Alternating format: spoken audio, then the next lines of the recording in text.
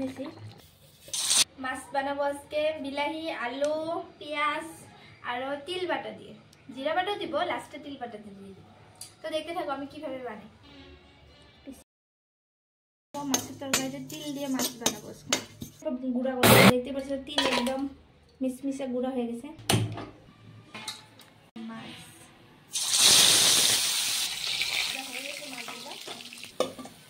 পেঁয়াজ লাল হয়ে গেছে, এখানে এখন কাঁচামরিচ দিয়ে আলু দিয়ে দিব। এখানে এখন দিয়ে দিব আদা, রসুন আর জিরা বাটা। দিয়ে দিব একদম অল্প হলুদ, লবণ দিয়ে দিব। গুঁড়া করা আছে, এটা ভালো করে ভেজে নেব। তো এখানে অল্প জল দিয়ে দিব। এখন মাছগুলো দিয়ে দিব,